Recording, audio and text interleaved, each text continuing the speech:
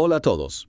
Bienvenidos a Otra Educación. Conversaciones y lecturas para ayudar a que florezca una nueva educación. Hola. En esta ocasión, nos sumergimos en el capítulo 5, Conceptos, Metas y Palabras, de nuestro libro, Otra Educación. Con un capítulo fascinante. Sí, vamos a explorar cómo las emociones se construyen en el cerebro y cómo esta comprensión puede revolucionar nuestra forma de enseñar. Exacto. Este capítulo nos invita a dejar atrás esa visión clásica de las emociones como reacciones automáticas, ¿no? Sí, esa idea de que cada emoción tiene su propia huella dactilar universal. Ajá, como si todos reaccionáramos de la misma manera ante el miedo, la alegría o la tristeza. Pero el capítulo nos muestra que la realidad es mucho más compleja. Mucho más.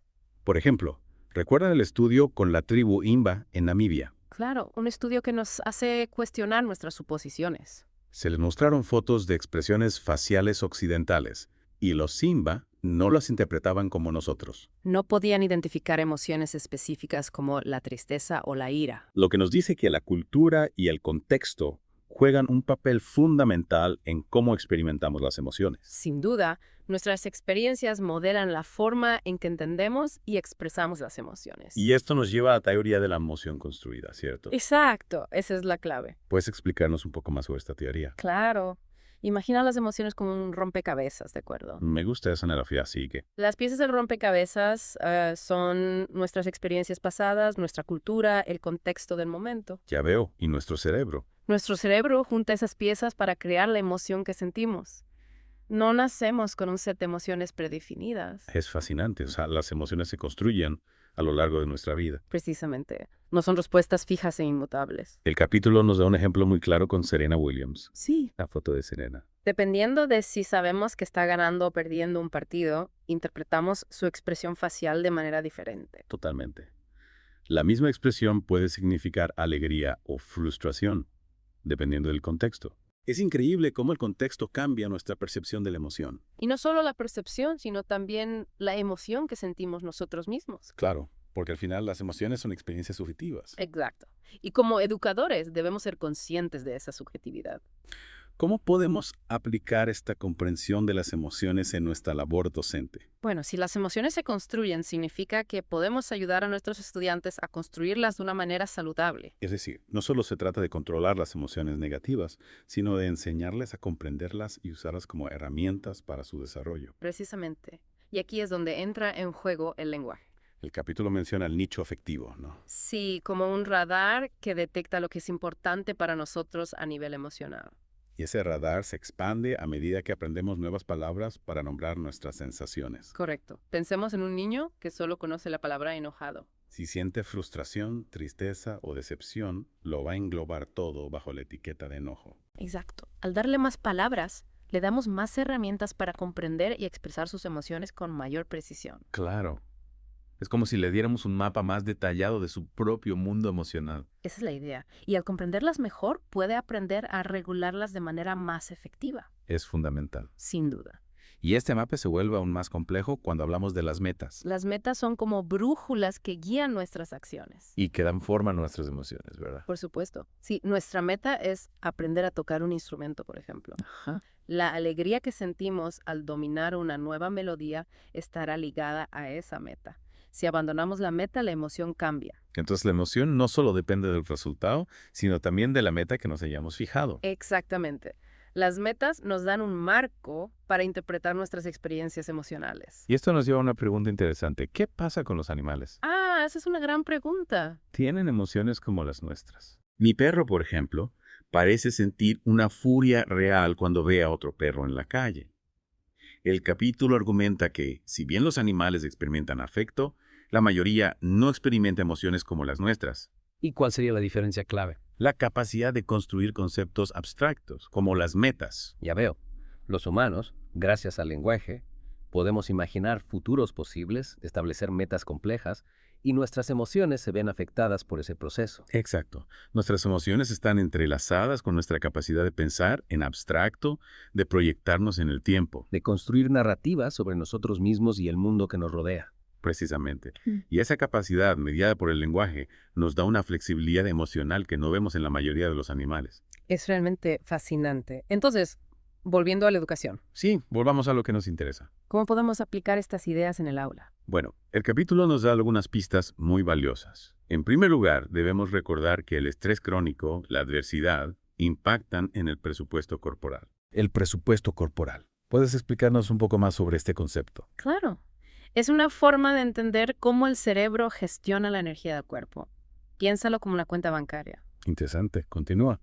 El cerebro constantemente hace predicciones sobre cuánta energía necesita el cuerpo. Ajá. Si predice una alta demanda, como cuando enfrentamos estrés, libera hormonas como el cortisol para movilizar recursos. Es como hacer un retiro de la cuenta bancaria. Entonces, si un estudiante llega a clase con hambre, cansado, preocupado por problemas familiares, Su presupuesto corporal ya está en números rojos. y esto puede afectar su capacidad de aprendizaje, su concentración, su capacidad de regular sus emociones. Exactamente.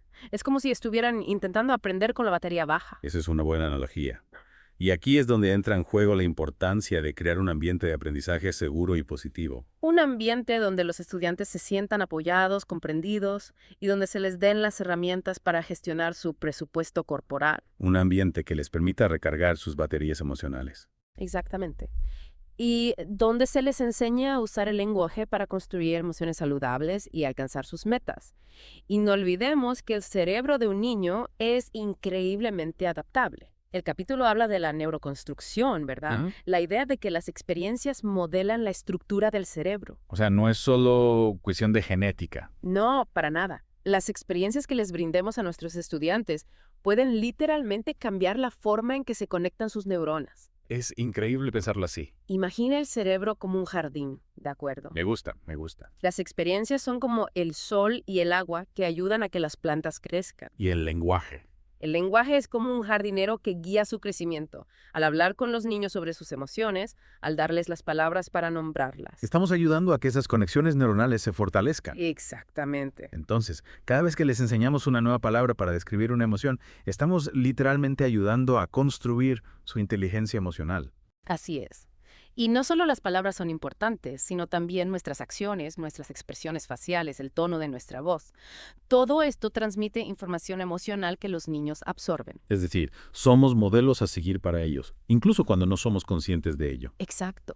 Por eso es crucial que, como educadores, seamos conscientes de nuestro propio estado emocional y cómo lo proyectamos en el aula. Y hablando de proyectar, el capítulo también menciona el nicho afectivo, ¿cierto? Sí, ese radar interno que determina qué cosas nos afectan emocionalmente.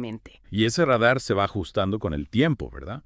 A medida que vivimos nuevas experiencias, aprendemos nuevos conceptos, nuestro nicho afectivo se expande o se contrae. Exactamente. Imagina un niño que ha crecido en un entorno donde no se habla de las emociones. Un entorno emocionalmente restrictivo. Sí, su nicho afectivo podría ser muy limitado, incapaz de detectar sutilezas emocionales. Pero si le damos las herramientas y el espacio para explorar sus emociones, Su nicho afectivo se puede expandir. podrá comprender y responder a un rango más amplio de emociones, tanto en sí mismo como en los demás. Así es.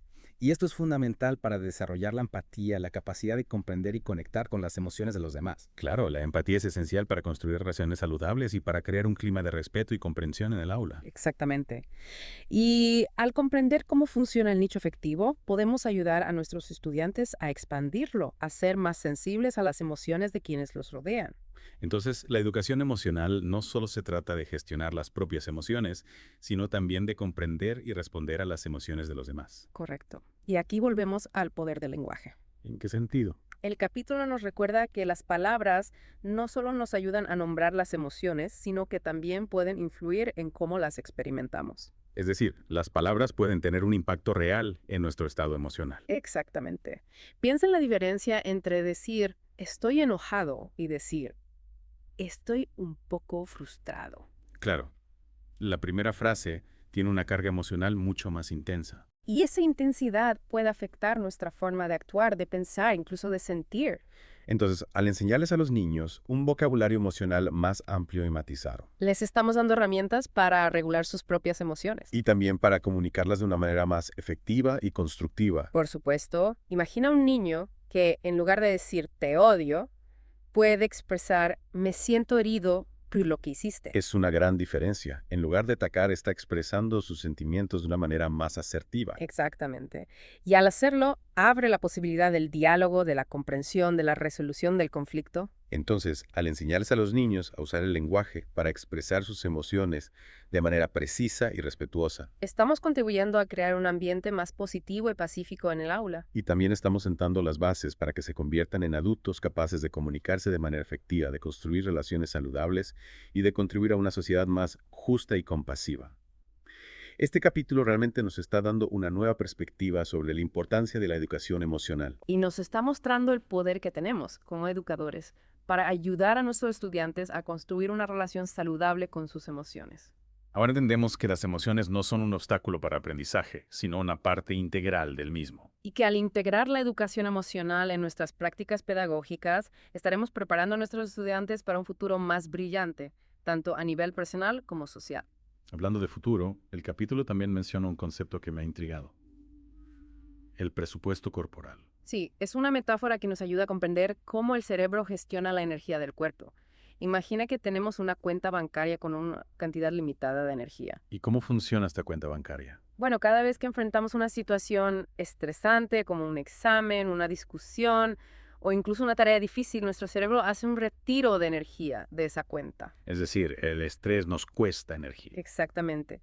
Y si no reponemos esa energía, podemos llegar a un estado de deuda energética, lo que puede afectar nuestra salud física y mental. Ya veo. Es como si estuviéramos usando la tarjeta de crédito emocional, acumulando una deuda que tarde o temprano tendremos que pagar. Esa es una buena analogía. Y la forma de pagar esa deuda es a través del descanso, la alimentación saludable, el ejercicio y la conexión social. Es decir, cuidando de nuestro bienestar integral. Exactamente.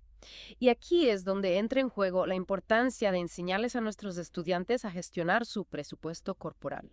¿Cómo podemos hacer eso? En primer lugar, ayudándoles a reconocer los signos de estrés, tanto físicos como emocionales. Como la tensión muscular, la dificultad para concentrarse, la irritabilidad, ¿verdad? Exactamente. Y luego enseñándoles estrategias de afrontamiento saludables, como la respiración profunda, la relajación muscular progresiva o la visualización. Es decir, dándoles herramientas para depositar energía en su cuenta bancaria emocional. Así es. Y también podemos ayudarles a crear hábitos saludables que les permitan mantener un balance positivo en su presupuesto corporal. Como dormir lo suficiente, comer alimentos nutritivos, hacer ejercicio regularmente y pasar tiempo con personas que les hacen sentir bien. Exactamente. Al enseñarles a cuidar de su bienestar integral, estamos contribuyendo a su éxito académico, a su salud mental y a su felicidad a largo plazo. Este capítulo realmente nos está dando mucho que pensar y que aplicar en nuestras aulas. Y nos está recordando que la educación emocional no es un lujo, sino una necesidad para formar personas integrales, capaces de afrontar los desafíos de la vida con resiliencia, empatía y sabiduría. Y hablando de desafíos, el capítulo también menciona la relación entre el estrés crónico y la inflamación. Sí, es un tema complejo, pero básicamente el estrés crónico activa una respuesta inflamatoria en el cuerpo. Y eso es malo. Bueno, la inflamación es natural, nos ayuda a combatir infecciones y reparar tejidos. El problema es cuando se vuelve crónica. Ah, ya veo. Se asocia a mayor riesgo de enfermedades cardíacas, diabetes, incluso algunos tipos de cáncer. O sea, el estrés crónico no solo nos afecta emocionalmente. No, también puede tener consecuencias graves para nuestra salud física. Por eso es tan importante enseñar a nuestros estudiantes a gestionar el estrés de forma saludable. Exactamente. Y crear un ambiente de aprendizaje que fomente el bienestar integral. Un ambiente donde se sientan seguros, respetados, valorados. Sí, donde se sientan libres de expresar sus emociones, de cometer errores, de pedir ayuda sin miedo. Sin miedo a ser juzgados. Exactamente, un ambiente donde se fomente la empatía, la colaboración, el respeto a la diversidad. Un ambiente donde se celebren los logros y se aprenda de los desafíos. En definitiva, un ambiente que nutra el desarrollo integral de nuestros estudiantes. Y recordemos que esto no solo beneficia a los estudiantes, también a nosotros, los educadores. Claro, cuando creamos un ambiente de aprendizaje positivo, también cuidamos de nuestra propia salud mental y emocional. Es un círculo virtuoso. Todos nos beneficiamos. Exactamente. Y al integrar la educación emocional en nuestras aulas, estamos sembrando las semillas para un futuro más humano y compasivo. Bueno, este capítulo ha sido una verdadera revelación.